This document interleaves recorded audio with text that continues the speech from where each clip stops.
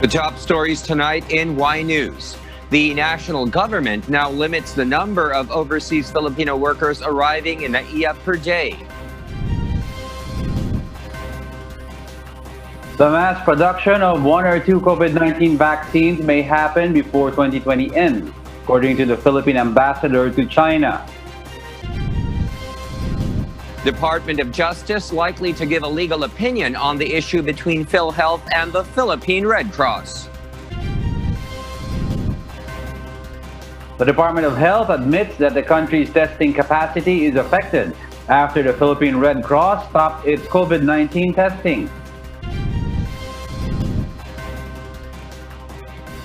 Australia deepens its defense ties with the Philippines. A group of young leaders plant tropical Sakura trees in Manila City's iconic Intramuros. Good evening, Philippines and the world. Today is Thursday, October 22, 2020. I am William Theo. Join us in the next hour as we deliver today's top stories around the country and in other parts of the world.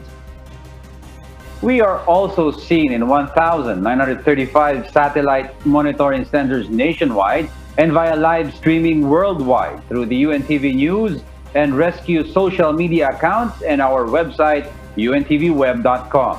I'm Angelo Castro III.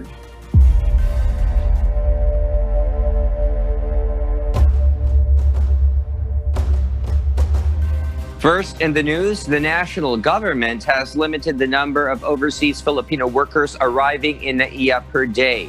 Joanne Nano tells us why. Harleen Gariando, an overseas Filipino worker who returned to the Philippines from Singapore last Sunday, remains stranded in a hotel 4 days after her arrival at NAIA. She still awaits her swab test result. Madalin na po sana yung naming result. Para din po kami yung mga naghihintay po dito, makauwi na din po sa aming mga mahal sa buhay. Sana malaman po kagad ng maaga kasi para hindi din po nag-aalala yung mga mahal namin sa buhay din po. Harleen is only one of the thousands of OFWs who are remaining in 126 quarantine hotels and facilities who have yet to receive their swab test results. As of today, there are about 7,000 of them. Because of this problem, the government has decided to limit the number of inbound passengers. This comes after the Philippine Red Cross stopped its swab testing services for returning OFWs because the Philippine Health Insurance Corporation has been unable to pay 930 million pesos worth of arrears. From the previous 4,000 allowed inbound passengers, the national government has placed a limit of 2,500 passengers per day as instructed to the Manila International Airport Authority. Ang challenge po ay nasa one-stop shop na being manned by Coast Guard and yung pagdating ho ng mga kababayan natin, limitado po ang kapasidad ngayon sa pagtitest. Pero as far as airport is concerned, kami po sa paliparan, wala ho kaming nakikitang problema except for the reduction po na maapektuhan po yung pagparating ng mga ating mga kababayan. As of now, the Philippine Coast Guard is trying to replicate the system of the PRC in order to fast-track the pre-process of swab testing for the returning OFWs, including the online registration. Kasi yung CIF, di ba? Bago pa pumunta rito sa sa Pilipinas, 3 days before, ni-require na natin noon in coordination with the Red Cross na magpirma na nung CIF. So para pagdating dito, dire-diretso yung pila, pupunta lang doon sa counter ng Coast Guard, tapos isa-swab na. Tapos yung UTM, yung specimen bottle, barcode lang, wala nang pangapangalan. So ganun din, ililipat natin doon. Yun ang mga hindi nagagawa. The PCG has partnered with 12 government hospitals where the OFW specimen are being examined. They have also designated additional IT personnel for faster encoding of OFW's details. The PCG is hopeful that the Red Cross will be able to resume its swab testing services as more than 100,000 OFWs are expected to come home until the end of this year. Joanne Nano, UNTV News and Rescue. We serve the people, we give glory to God. As mall-wide sales and other activities inside shopping centers are now allowed, mall goers should not be relaxed. Ray Pelayo explains why. It Department of Trade and Industry or DTI Secretary Ramon Lopez explains that by allowing mall sale promos to resume, the public will be attracted to go shopping and strolling in malls again. But he reiterates that health protocols prevent COVID-19 transmission, and this should be kept in mind by mall goers. The wearing of face shield and face covering, applying rubbing alcohol or sanitizing hands, physical distancing, and the no eating and no talking policy must be strictly observed when inside malls. Kahit nga minsan less than 1 meter ang tabi natin sa bawat isa, kung tayo hindi nagsasalita, hindi kumakain, hindi tinatanggal ang mask at shield, at frequent alcohol tayo or hugas, napoproteksyonan pa rin tayo. The DTI said that mall operators should assign marshals that will remind the public on the health protocols they have to follow. Ventilation and temperature, as well as internet connection inside the mall building must be improved. Kasi kailangan din itong Wi-Fi pagdating sa mga contact tracing app, mobile apps na pinapagamit natin. The public is advised to only do activities and buy items which are necessary and not stay in the mall for long hours. The DTI also encourages people to dine in restaurants while maintaining a safe physical distance, especially that the mask and face shield are removed when eating. Una, magkakalayo, nandyan pa yung requirement natin ngayon, at hindi pwede yung tapatan except kung merong physical barrier, yung clear glass, no, or acrylic fiberglass. According to Secretary Lopez, they have not received any report of COVID-19 transmission inside malls because of the strict implementation of the minimum health standards. Ray Pelayo, UNTV News and Rescue, we serve the people, we give glory to God. As the holiday season approaches, the city government of Davao prohibits partying even among friends. Lucilio Ren reports why. Based on data from Department of Health Region 11 as of October 21, 2020, Davao City has nearly 3,000 confirmed COVID-19 cases, with more than 600 active cases.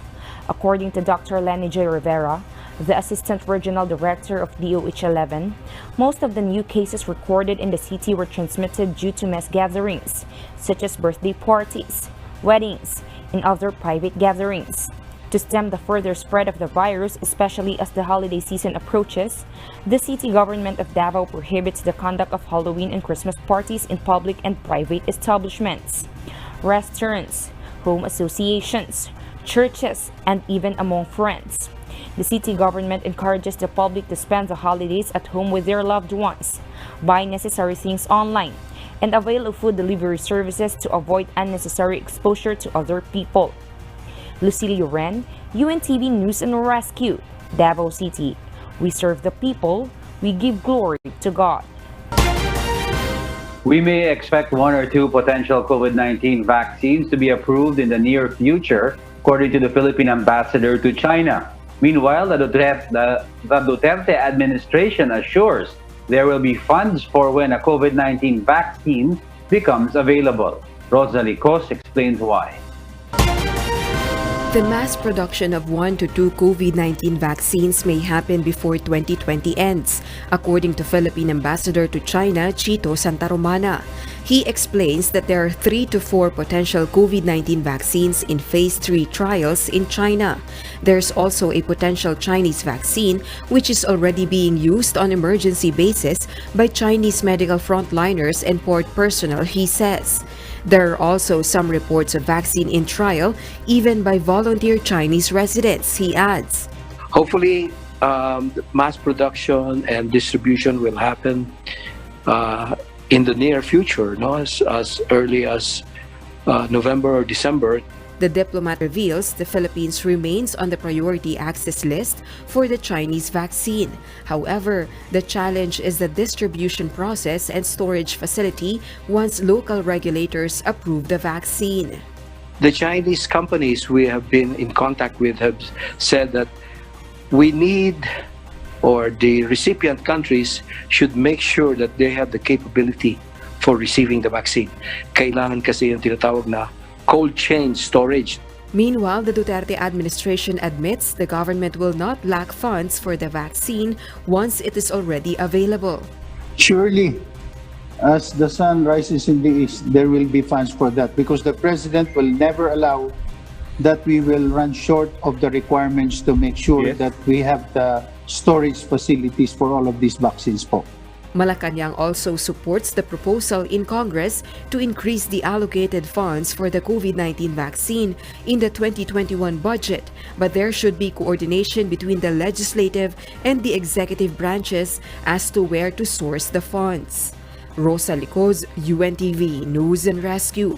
We serve the people, we give glory to God. Meanwhile, the country's Department of Health says that 1,664 new cases were reported today, raising the total confirmed cases of coronavirus infection in the Philippines to 363,888. As of today, we have the 20th largest case load globally, next to Indonesia's more than 377,000 total confirmed cases. Cavite province recorded the most number of additional cases today among provinces and highly urbanized cities. The country's active cases today rose to more than 44,000. Of that number, 83.6% are in mild condition, while 11.2% are asymptomatic. We have lost 38 more patients. But through our fervent prayers, medical interventions, and sacrifices of our medical frontliners, 843 more people have won their battle against the invisible enemy. That brings the total recoveries nationwide to 312,333. That's the 14th most number of recoveries globally. Thanks be to God. Let's now take a closer look at the updated count of coronavirus cases around the world. The COVID-19 pandemic has now reached a total of over 41.2 million confirmed cases in 189 countries, regions, and sovereignty. That's after more than 225,000 new COVID-19 cases were reported across various countries in the last 24 hours. The fast-spreading disease has claimed more than 1.1 million lives, including about 4,500 new death cases worldwide. Meanwhile, over 28.1 million patients across the globe have recovered from the new coronavirus infection, thanks be to God. The Department of Justice, or DOJ, is likely to give a legal opinion on the issue between PhilHealth and the Philippine Red Cross.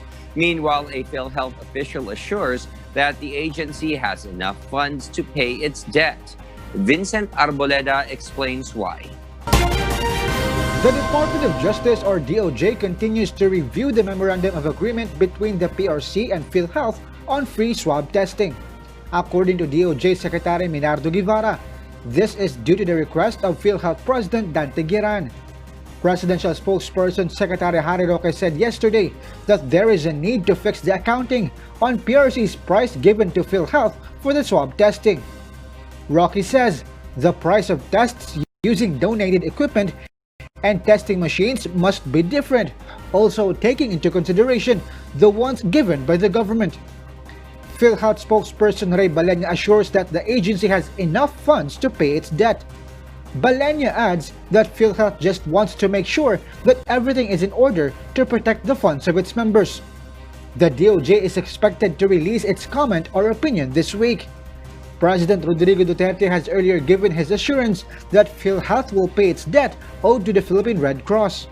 The palace also sees no reason for the non-government organization not to restore its COVID-19 swab testing services.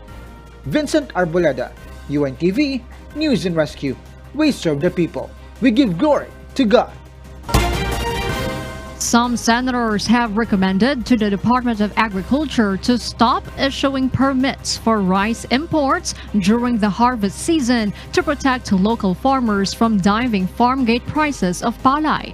In today's hearing of the Senate Committee on Agriculture, Senator Cynthia Villar grilled the Bureau of Plant Industry for issuing sanitary and phytosanitary import clearance amid the harvest season.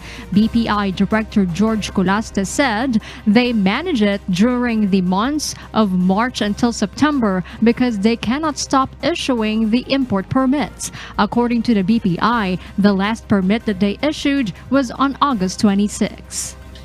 We control, we because we cannot really stop the issuance because... No, you can stop the issuance if you want to. Who will question you if you stop your issuance? Negosyante ako. Walang negosyante na nagko-question sa gobyerno pag hindi sila nag-i-issue. Samahin mo dapat, tutulungan mo yung small rice farmer na napakahirap sa Pilipinas. Kaya lang may rice lang sila during harvest season. Ba't mo pa masasabayan sa importation?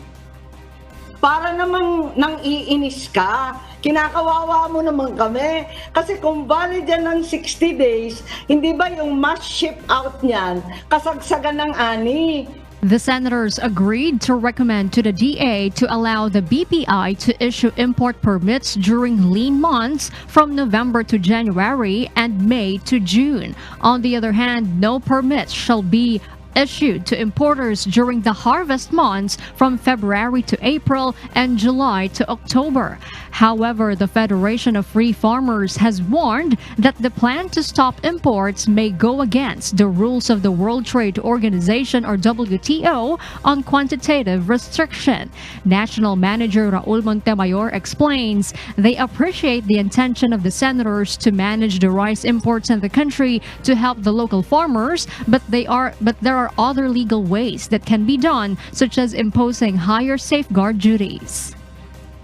Kung ang ipapataw na safeguard duty ay mataas, in effect, wala nang mag-i-import dahil masyadong mahal na yung imported, and you can time yung imposition during or before harvest months. Bakit hindi yan ang gawin nila? DA Undersecretary Rodolfo Vicera said they will issue an administrative order on the matter, which will include the banning of farmers' cooperatives and irrigators associations in making rice and food imports. According to Villar, some cooperatives are being used as dummies by unscrupulous ride traders to take advantage of tax exemptions.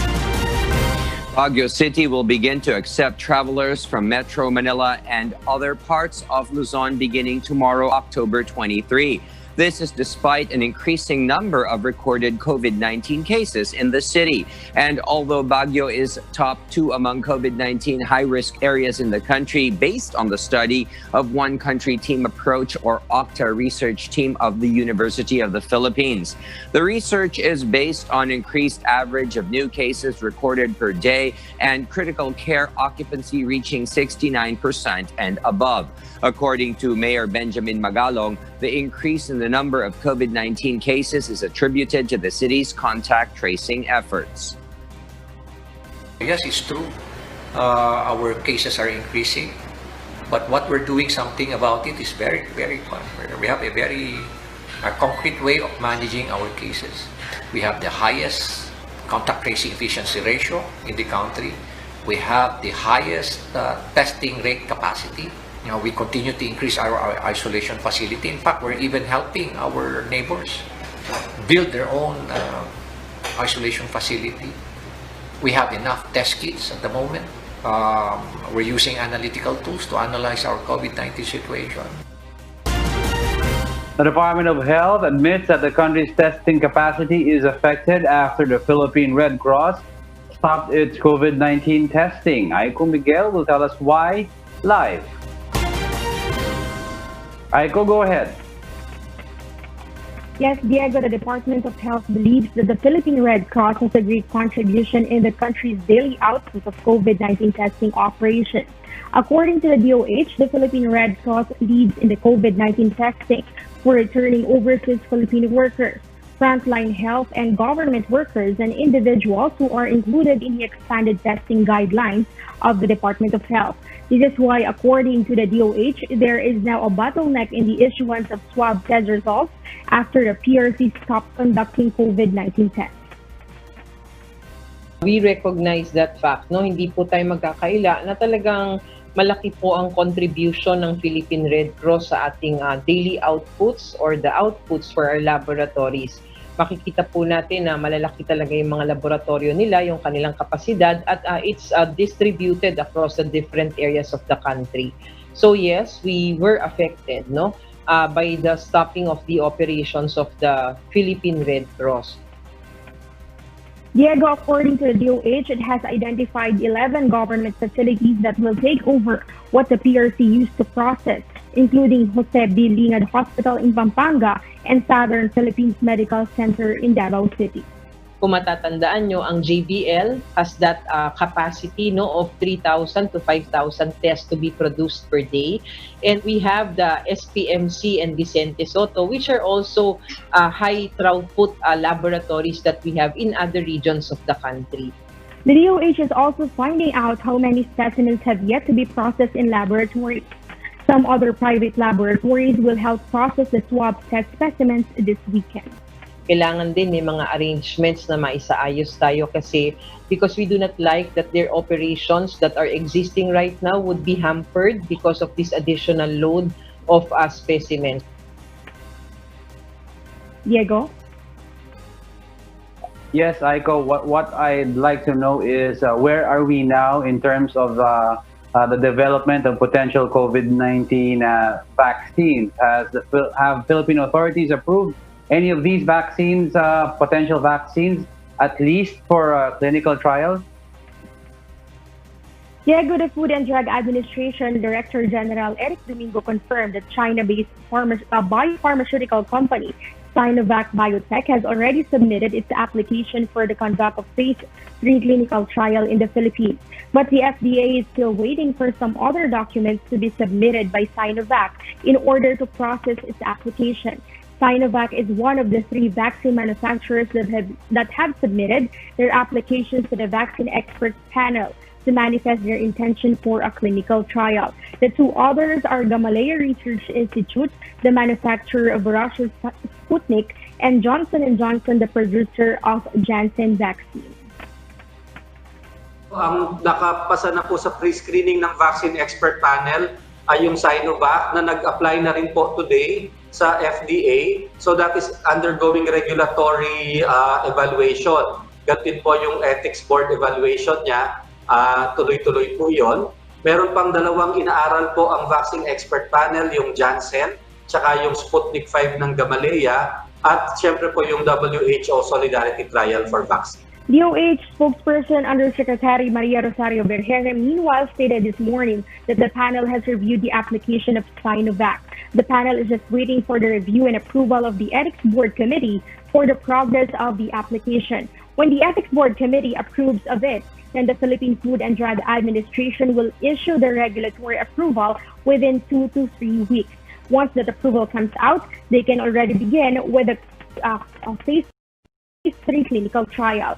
The FDA says a clinical trial lasts for 3 to 6 months. It will be the first independent clinical trial in the country once the FDA approves Sinovac.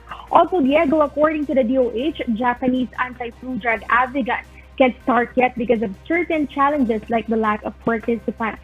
Avigan trial has to have 100 patients as participants. It was in August when 199,000 Avigan tablets were sent to the Philippines by the Japanese government. Diego. Yes, thank you, Aiko Miguel, for those updates. Now, here's a glimpse of what's the weather like in parts of the country. Typhoon Pepito exited the Philippine Area of Responsibility or PAR this morning. State Weather Bureau Pagasa says as of 3 p.m. today, Pepito with international name Sodel was located at 470 kilometers west of Sinait, Ilocos Sur. This will move northwestward today and turn westward beginning tomorrow and expected to make landfall over central portion of Vietnam by Sunday. The trough of the typhoon will bring light to to moderate with at times heavy rains over Batanes, Pangasinan, Zambales, Bataan, Occidental Mindoro, and Palawan. Meanwhile, Pag-asa is monitoring a new low-pressure area outside PAR.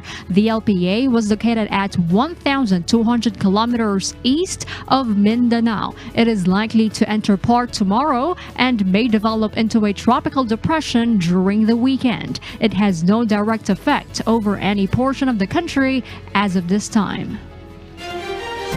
The Caloocan City Police launches a manhunt operation against 12 detainees.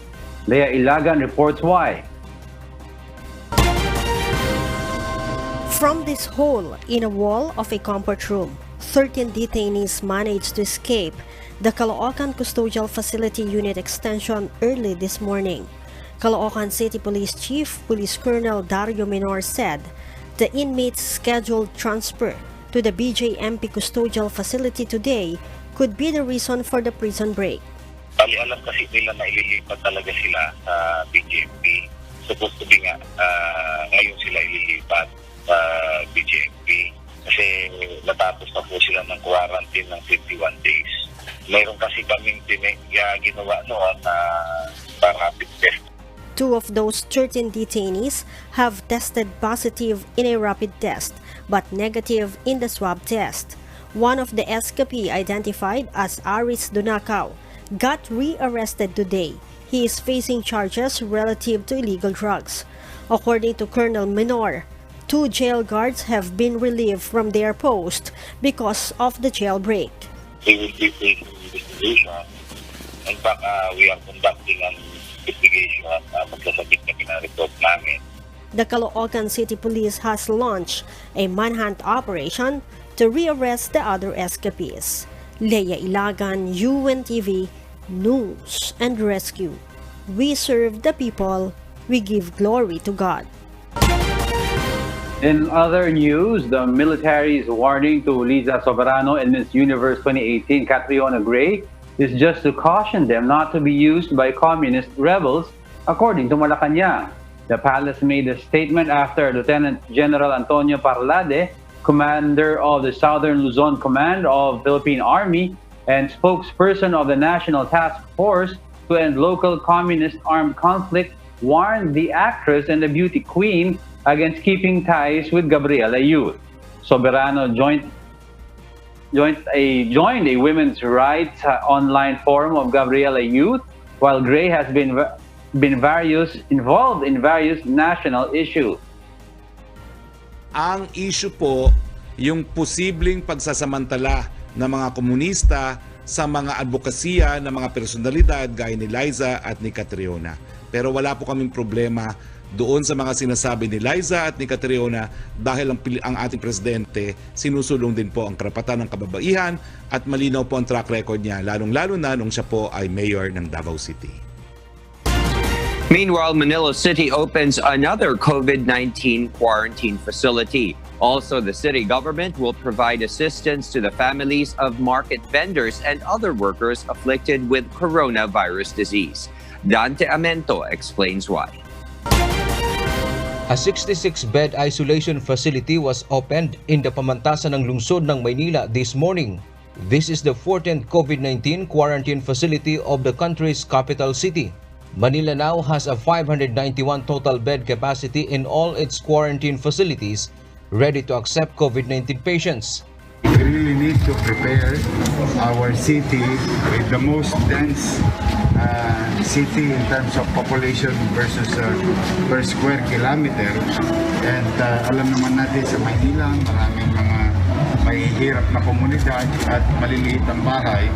So if there will be infection, most likely mabilis itong gugulong o mabilis itong gagapang. Manila City Mayor Isko Moreno Dumagoso also said they will provide food assistance to the families of individuals with COVID-19 while the patients are in quarantine. These include families of public market vendors, mall employees, e-truck drivers, and tricycle drivers, among others. The mayor believes this move will help convince residents to submit themselves to voluntary testing. We are now providing a 14-day minimum of food provision para sa pag-aalala ng magpo-positibong breadwinner na yung pamilya niya may panchicha minimum of 14 days. Kasi kaya namin nasabing minimum, we give them one sack of rice, which is good for 1 month, and some groceries. Dante Amento, UNTV, News and Rescue. We serve the people. We give glory to God. And for the news abroad, here's Mariela Tosa reporting live from Perth, Australia. Good evening, William. Here in Australia, Prime Minister Scott Morrison said that the pace of redress payments to survivors of institutional child sexual abuse has improved over the past year. The National Redress Scheme was recommended by the Royal Commission into Institutional Responses to Child Sexual Abuse that could have occurred in orphanages, children's homes, schools, churches and other religious organizations, sports clubs, hospitals, and foster care. The scheme provides access to counseling, a direct personal response, and a redress payment. According to 2016 ABS Personal Safety Survey, around 2.5 million Australian adults experienced physical and/or sexual abuse during childhood. In 2015 to 2016, 225,487 Australian children were suspected of being harmed or at risk of harm from abuse and/or neglect. Furthermore, the Australian Institute of Health and Welfare also revealed that sexual abuse was the primary type of abuse or neglect substantiated for 9% of children. Prime Minister Morrison also notified that in September 2023, extra funding would be given out for the first national study into child maltreatment, along with the opening of National Center next year to prevent child abuse. Currently, the National Redress Scheme has received almost 8,300 applications. Of those, 4,670 decisions were already made, including 3,826 payments. The average redress payment is estimated at around $82,000. On Thursday, the Prime Minister named and shamed 4 institutions that failed to sign up the scheme, including the Jehovah's Witnesses. The Prime Minister also said that it was reprehensible and that appropriate actions would be considered to those who did not show any intent of signing up. This may include financial sanctions applied by state, territory, or Commonwealth governments and changes to the organization's charitable status. Labor leader Anthony Albanese also added that the Labor would support action against the institutions that had not joined the scheme. Let us hear Mr. Albanese. The National Office for Child Safety continues its work in implementing the recommendations of the Royal Commission. The National Redress Scheme must continue to hold institutions to account and offer support to survivors. And we in this Parliament will take the action that the Prime Minister has suggested against those institutions that can't show just a little bit of decency in responding and joining that scheme. So we stand ready to work with the government.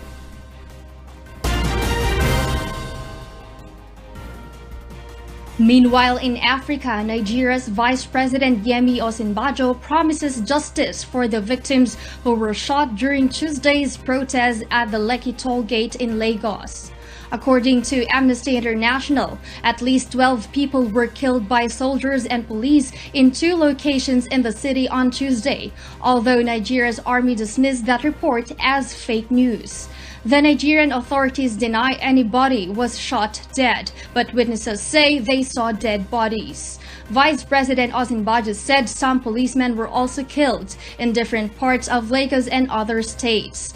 In a tweet today, the official said the pain of these terrible events is palpable in our towns and cities, and some losses are irreplaceable, but we can and will get justice for all of them.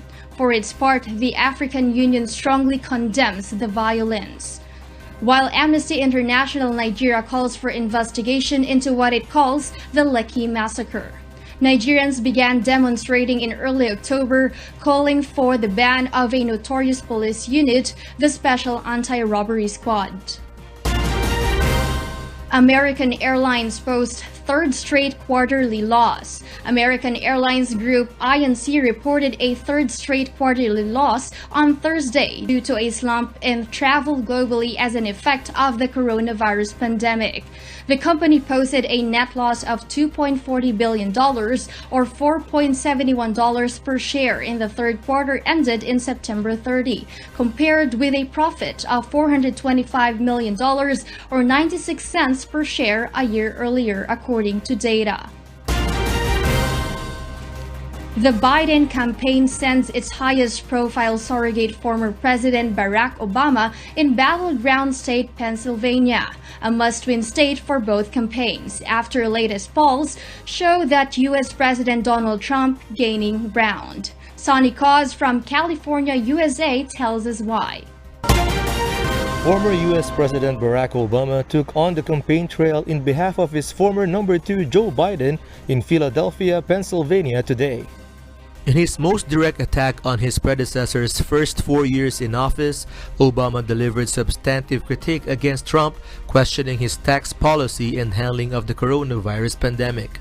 Obama also mocked Trump's speech yesterday in Erie, Pennsylvania, when he said he wouldn't have visited the area if not for the pandemic hurting his chances for another 4 years in the White House.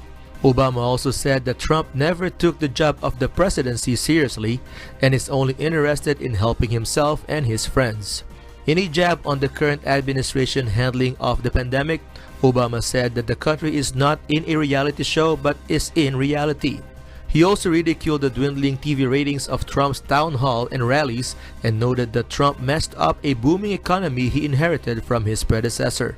And as a sign that the former president is following Trump's daily news, Obama questioned Tuesday's report about Trump maintaining a secret Chinese bank account. Obama's campaign stunt for Democratic presidential candidate Joe Biden comes while Biden prepares for his final debate against the president on Thursday, October 22 in Nashville, Tennessee, and after latest polls showed Trump gaining grounds in Pennsylvania and other battleground states such as Ohio, Arizona, Florida, and North Carolina. Sonny Cause, UNTV News and Rescue, USA. We serve the people. We give glory to God. Australia's Defence Minister marks her first visit to the Philippines to deepen defense cooperation during COVID-19, while Australia also announced that it will provide up to $2 million in medical and personal protective equipment to support the infectious disease wards at the Armed Forces of the Philippines medical centers. Joining us tonight is one of our fellow correspondents in Australia, Marvy Delphine, to give us the details why live. Yes, Marvy. Ariel, Australia's Defence Minister Linda Reynolds made her maiden visit to the archipelago today to meet her Philippine counterpart, Secretary of National Defence Delphine Lorenzana, and other key defense leaders to discuss their respective COVID-19 responses and shared commitment to regional security and stability. In a statement issued at the end of her one-day visit, Reynolds said the Philippines is an important security partner for Australia and we continue to work closely together in support of our shared commitment to an open, inclusive, and prosperous Indo-Pacific. During her brief stop, Australia's and Philippines' respective defense organizations found innovative ways to deepen their defense cooperation during COVID-19. This includes the ongoing counter-terrorism cooperation under Australia's Enhanced Defense Cooperation Program, or EDCP, which was established in December last year, where counter-terrorism capacity training was delivered to over 10,000 members of the Armed Forces of the Philippines between 2017 and 2019. Defense Minister Reynolds' visit was capped off with the announcement that Australia will provide up to $2 million in medical and personal protective equipment, or PPE, to support the infectious disease wards at the Armed Forces of the Philippines' 5 main medical centers across the country. The donation will include items such as beds, mechanical ventilators, electrocardiogram or ECG machines, laboratory fridges, cardiac monitors, pulse oximeters, and UV sterilizers. This is on top of the $1 million contribution Australia had given earlier this year through ADCP for the expansion of the infectious disease ward of the Victoriano Luna Medical Center in Manila. Muriel? Marvi, ahead of her first East Asia tour, Australia's Defence Minister Linda Reynolds said that the Indo-Pacific region is facing complex challenges that don't resemble the traditional notions of conflict. Can you elaborate on this? Muriel, Defense Minister Reynolds is subtly criticizing China's influence in the region. She referred to this as the gray zone, where China's influence becomes interference, economic cooperation becomes coercion, and investment becomes entrapment. Defense Minister Reynolds also said that Australia has a clear vision for the Indo-Pacific that is aligned with ASEAN's outlook. And so in her discussions with Secretary of National Defense, Delphine Lorenzana, they affirmed their shared interest in upholding maritime security in the region, including the South China Sea, and Australia's support for the rights of all states to exercise freedom of navigation and overflight in accordance with the United Nations Convention on the Law of the Sea. In response to the growing militarization, the Australian Defence Force has increased its deployment to the Indo-Pacific to include 5 naval vessels, a range of aircraft, and about 1,500 military personnel. Muriel? All right, Marvi, thank you for that report live from Australia. And those are the reasons behind the news here in Australia and in other parts of the globe. Back to you, William. Thank you, Maria Latoza, reporting live from Perth, Australia. Historic Intramuros and Manila City await Sakura blossoms in a year or two. Asher Kadapan Jr. tells us why. A sakura or cherry blossom-filled park like those in Japan, Korea, and Taiwan will finally be enjoyed in the city of Manila. This through the initiatives of the Junior Chamber International or JCI Manila as it concludes its Cleanup Week program in Manila today through tree planting project. The group of young leaders planted 50 cherry blossom trees called balayong that are native of Palawan province. Hindi siya imported species. So it's endemic in the Philippines. So if we plant so many trees, sabi nila parang pwede maging parang Japan or Korea yung itsura dito. To add aesthetics to the historical park, JCI Manila also planted banaba and balitbitan, which Intramuros visitors can await to bloom in time. More tourists are anticipated to visit the park once the Palawan cherry blossoms fully show their beauty within a year or two. The planting of these native indigenous trees actually enhances our biodiversity within the Metro Manila. Napakaganda ng punong yan pagka namulaklak, and it will really attract people. It will really attract tourists. With the success of the 5 projects that JCI Manila implemented in the nation's capital city just within a week, the organization looks forward to more projects for the benefit of the community and the environment. Our commitment to the City of Manila stays there, So we really, together with the project of Mayor Isko na Bagong Maynila, we will support that fully by, again, putting up more green walls, throughout the city. Asher Kadapan Jr., UNTV News and Rescue. We serve the people. We give glory to God. Meanwhile, a study confirms that plastic pollution is a global threat to seabirds. Jovic Burmas tells us why. Using data gathered by Dr. Paul Scofield, a zoologist and senior curator of natural history at Canterbury Museum, and Christopher Robertson, an ornithologist, both from New Zealand, a team of researchers looked for patterns in the plastics that seabirds from around the South Pacific swallowed. Field workers gathered thousands of pieces of plastic from albatross nesting sites on the Chatham Islands, Campbell Island, and Taiaroa Head in Otago in the late 1990s and 2000s. Researchers explain while hunting the sea for food, the birds ingested most of the plastic mistakenly object for prey and then bring it up to feed their chicks at nesting sites. This confirms the threat posed by plastic pollution to seabirds, according to Dr. Schofield, not only around the South Pacific Ocean but around the world. The team also examined the shape, color, and density of the plastics ingested by seabirds around the Pacific. Plastics swallowed by diving seabirds like sooty shearwater were dominated by hard, white, gray, and round plastic items, while albatrosses are more likely to eat brightly colored plastic, such as red, green, and blue. Published in the journal Aquatic Conservation, Marine and Freshwater Ecosystems, the researchers highlight that this global issue for seabird conservation is getting worse and requires urgent solutions. Otherwise, it will continue to affect most seabird species by 2050. The researchers hope through global efforts to solve this major problem in the future by gaining more knowledge about how seabirds interact with plastic on a larger scale.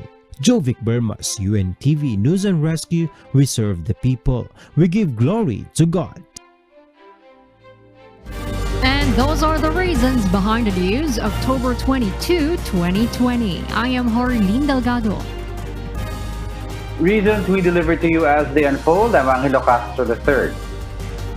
Because we need to know, we will always ask why. I am William Theo. We serve the people. We give glory to God.